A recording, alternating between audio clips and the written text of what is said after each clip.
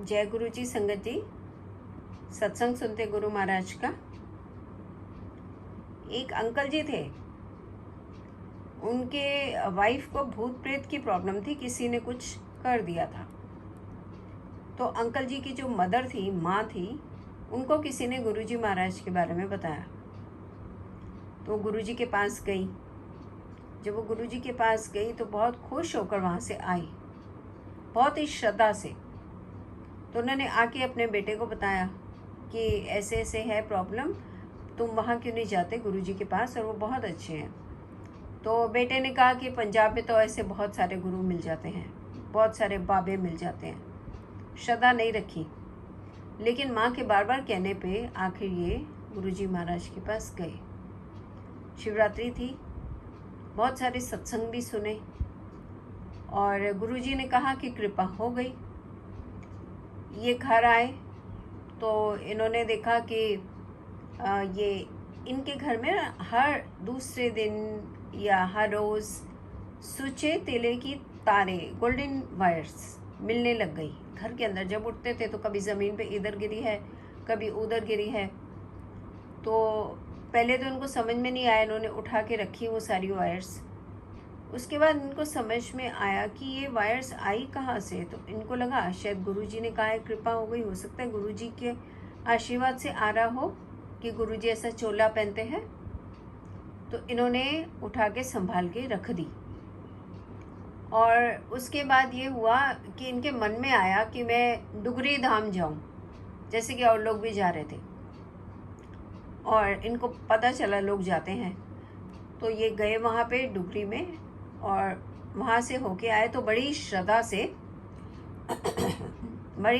से वहाँ से एक छोटा सा ईंट का टुकड़ा घर पे ले आए कि एक यादगार बनी रहेगी कि मैं वहाँ गया था, गुरुजी महाराज की कृपा है। और लेके आए, घर में रखा। तो उसी रात को वो जो आत्मा इनकी आंटी के शरीर में, इनकी वाइफ के शरीर में आती थी, वो इनके शरीर में आ गई। और जोर जोर से उसने बोलना शुरू किया कि तू कितनी जगह गया, कितने बाबे तूने देखे। ये अब आंसर था उनको, जो उन्होंने कहा था ना बहुत बाबे देखे हैं। कितनी जगह गया, कितने बाबे तूने देखे, कहाँ कहाँ पूजाएं करई और कहाँ कहाँ पंडितों पे गया, लेकिन मुझे कोई असर नहीं हुआ। लेकिन आज जो तू ये ईंट लाया है और घर पे रखी है ना, इसके बाद मैं यहाँ पे बिल्कुल नहीं रह सकती, मैं रह ही नहीं सकती। और आखिर वो आत्मा उनका घर और इनकी आंटी को इनको छोड़ के चली गई। तो ये है गुरुजी महाराज की महिमा और उनके जन्म स्थान की महिमा। बहुत सारी संगत है जो जाती है और कष्ट होते हैं तो वहाँ से कभी मिट्टी, कभी कुछ बाहर से ही सही लेके आते हैं, एक श्रद्धा भाव से मंदिर में, घर में रख के पूजते हैं कि उनके कष्ट जो हैं वो कम हो जाएं, या इस प्रकार की जो घटना इनके साथ हुई ऐसी घटना ना हो। तो ये है हमारे गुरुजी महाराज, जिन्होंने जिसको बुलाना है उसको खुद घर से बुला के और उसका कल्याण करते हैं। शिव भोलेनाथ हैं, इनको किसी से कुछ भी नहीं चाहिए।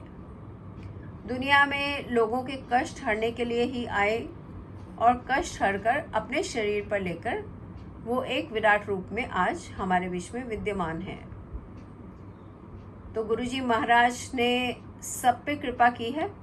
जितनी श्रद्धा रखते हैं उतनी कृपा मिलती है, जितना प्रेम उतना ज़्यादा गुरु कृपा।